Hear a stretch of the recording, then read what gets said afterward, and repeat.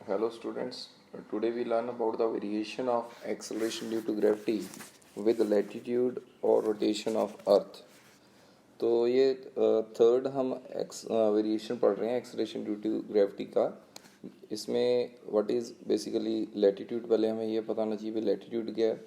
Latitude के लिए मैंने सबसे पहले ना ये डायग्राम बनाया है। We suppose this one is earth, मैंने मान लिया ये अर्थ है और ये अर्थ की एक्सिस ऑफ रोटेशन है, ये वाली रोटेशन एक्सिस है ये वाली, और ये इक्वेटोरियल प्लेन है। ये जो मैंने लिखा हुआ है एरो मार्क है, this one is the equatorial plane. चलो सर ये समझ में आ गया। तो what is latitude? The latitude of a place, किसी भी प्लेस पे अर्थ पे, या ये पॉइंट है चाहे ये पॉइंट है, चाहे जैसे मैंने ये पॉइंट माना है ये वाला पॉइंट।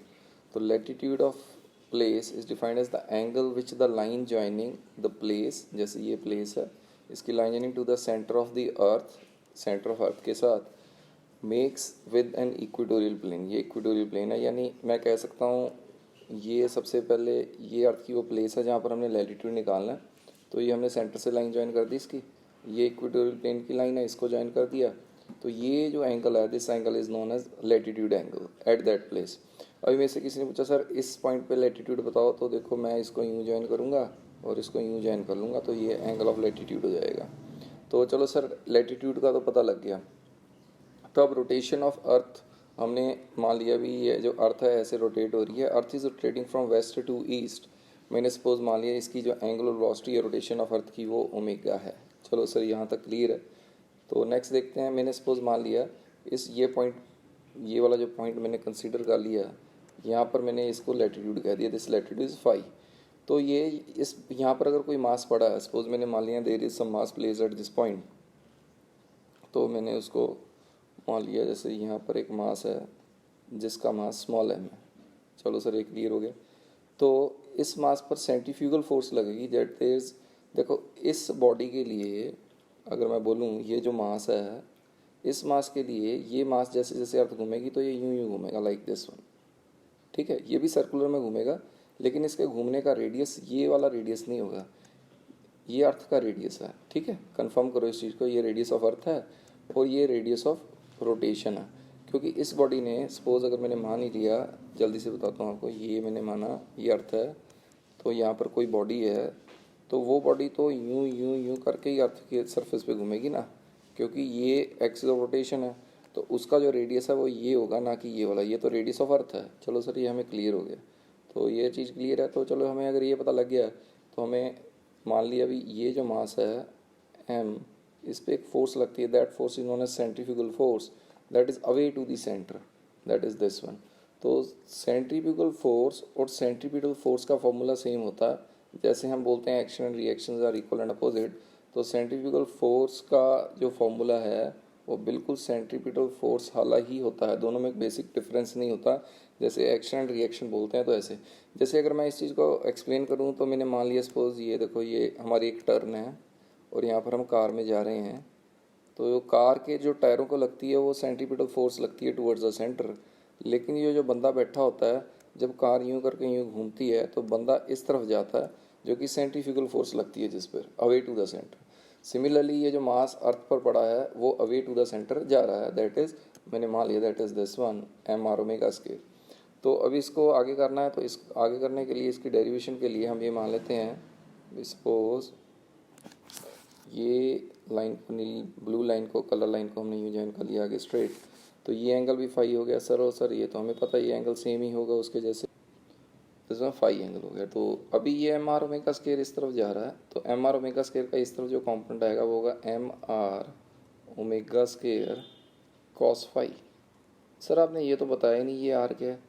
आर ये जो वाइट लाइन है ये वाला रेडियस है, और ये जो अर्थ का रेडियस है वो कैपिटल आर है। चलो सर अभी ये क्लियर हो गया। अभी देखो पहले तो एम आर ओमेगा स्क्वायर का आपको कंपोनेंट लेना आना चाहिए। ये एम आर ओमेगा स्क्वायर है तो ये एंगल फाइव बना रहा है, तो एम आर ओमेगा स्क्वायर के साथ जिसके साथ एंगल होता है उसके साथ क्या आता है, कॉस आता है। सर ये भी क्लियर हो गया, यानी हमारे कंपोनेंट आ गया इसका।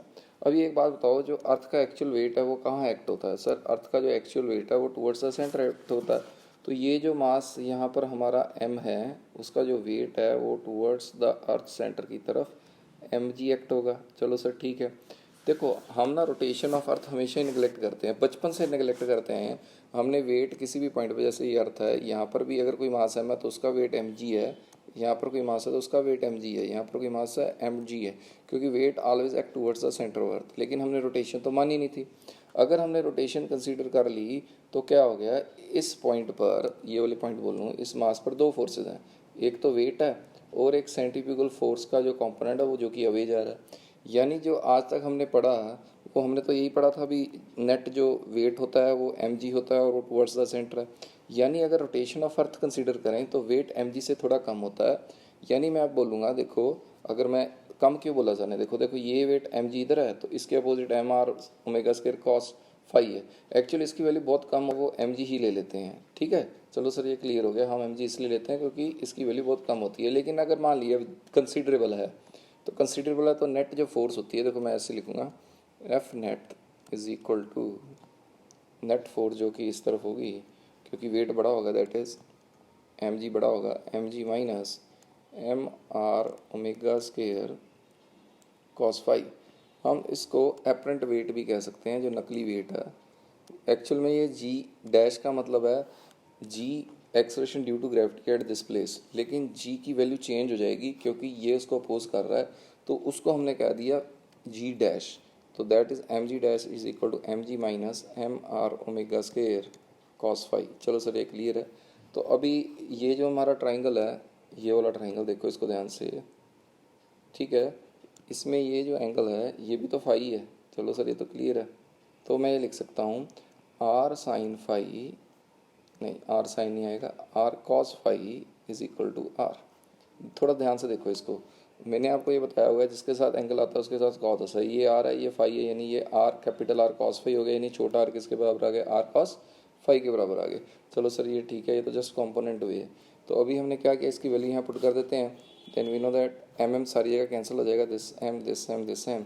Now g dash is equal to g minus cap small r की जगह लिखेंगे r r cos phi omega square cos phi. चलो सर ये समझ में आ गया, कॉस फाई और कॉस फाई दो बार आ गया, यानी g dash is equal to g minus r omega square cos square phi. चलो सर ये क्लियर है। नाउ इसके बाद क्या करना है, हमने इसको डब्बा बना लेते हैं। तो जी डैश अभी मैंने सपोज कंसीडर कर लिया ये पॉइंट, यानी ये पॉइंट कौन है, एट इक्वेटर। चलो पहले एट इक्वेटर नहीं एट पोल कंसीडर करते हैं। सपोज मैंने मान लिया, मैंने ये वाला पॉइंट कंसीडर कर लिया, यानी एट पोल। पोल पे मुझे बताओ लेटीट्यूड कितना होगा। सर पोल पे लेटीट्यूड, क्योंकि इस पॉइंट पे हमने कैलकुलेट करना, तो वही ये वाला एंगल होगा, यानी यहाँ से लेके यहाँ तक, यानी ये 90 डिग्री है। यानी हमारा एट पोल, यानी हमारा जो फाई एंगल है वो 90 डिग्री होता है एट पोल।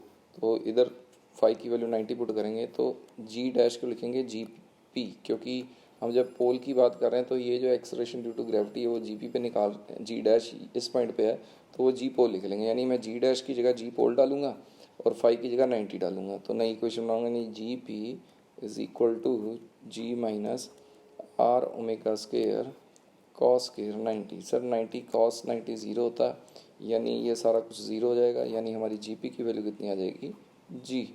चलो सर ये हमें क्लियर हो गया। यानी एक्चुअल में जो आप एक्सीलरेशन ड्यू टू ग्रेविटी पढ़ते हैं 9.81, जो वैल्यू है एक्चुअली वो पोल पर होती है, क्योंकि अर्थ रोटेट हो या ना हो इस पॉइंट पर कोई फ़र्क नहीं पड़ता। चलो सर ये क्लियर है। अभी मैंने क्या किया, अभी मैंने पोल की जगह यहाँ पर इक्वेटर ले लिया।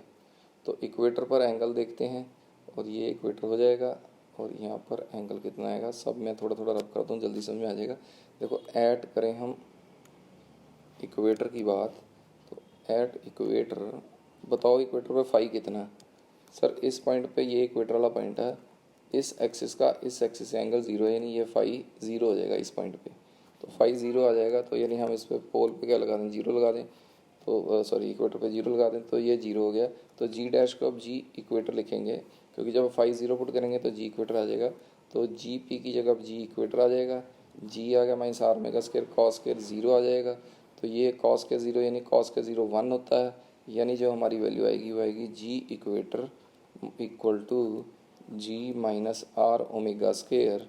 अभी एक बात बताओ, जी और जी पी एक ही वैल्यू है। हाँ सर एक ही वैल्यू, यानी जी की जगह जी पी लगा दोगे तो जो मेरा फाइनल आंसर आ जाएगा वो आएगा दैट इज जी ई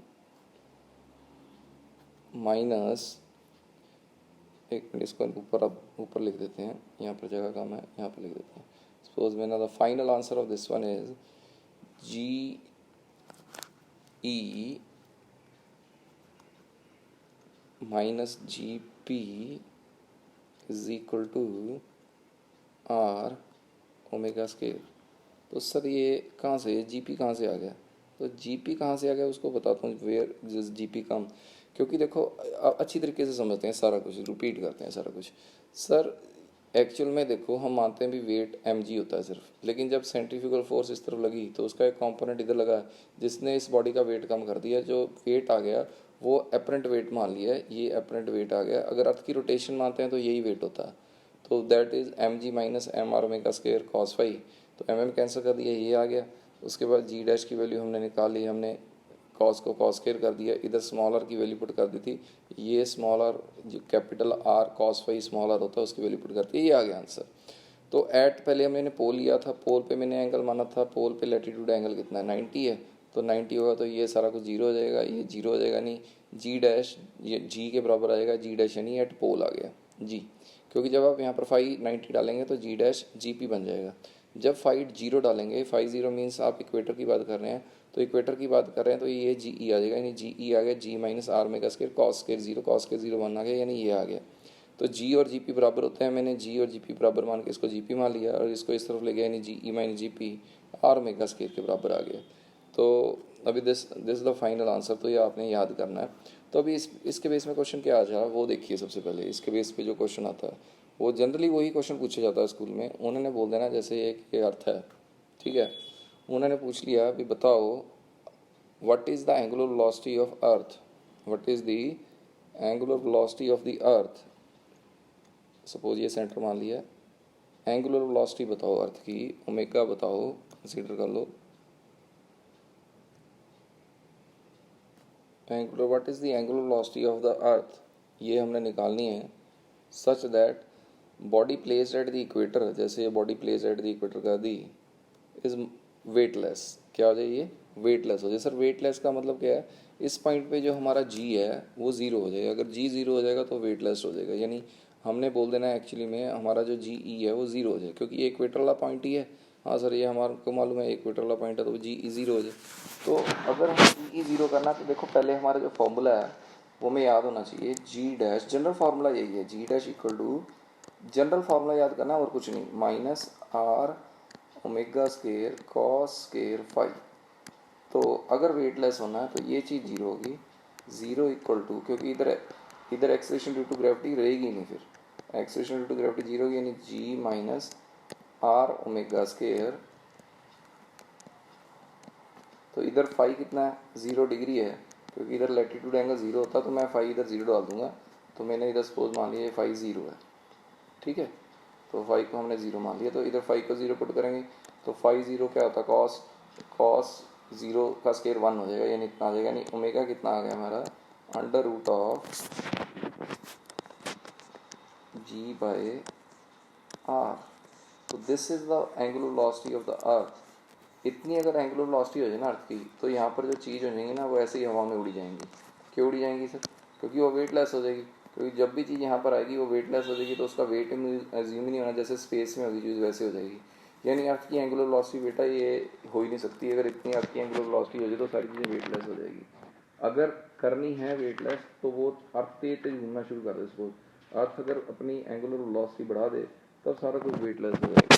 इसकी जो वैल्यू है अगर आप कैलकुलेट करने जाओगे दैट्स द वैल्यू, क्योंकि आपको मालूम है जो जी की वैल्यू हम 9.8 लेते हैं, तो सपोज 9.8 रेडियस ऑफ अर्थ कितना है sir 6400 kilometre, that is 6400 into 10⁻³ तो इसको पूरे को कैलकुलेट करोगे this is nearly equal to 1.25 10⁻⁻3। ये आपको मुँह ज़बानी भी याद होनी चाहिए, रेडियन पर सेकेंड, तो ये आपको मुँह ज़बानी भी इसकी वैल्यू याद होनी चाहिए। This is the value of omega where the body at the equator is weightless. अभी क्वेश्चन चेंज कर दें, वो बोले अभी इस पॉइंट पे वेटलेस हो तो क्या होगा, आप इसको आपको लैटिट्यूड बताएगा, वो बोल देगा 60 डिग्री। तो आपने क्या करना है, इस पूरे फार्मूले इसको जी मान लेना, जी डैश को जीरो मान लेना है, तो यहाँ पर cos फाई की जगह कितना डालोगे, सर 60 डाल दोगे तो यहाँ पर पॉइंट पे ऐसा आ जाएगा, लेकिन उसकी ओमेगा की वैल्यू कोई और हो जाएगी। ठीक है, तो ये आपको क्लियर होना चाहिए। ओके बेटा, बाय बाय।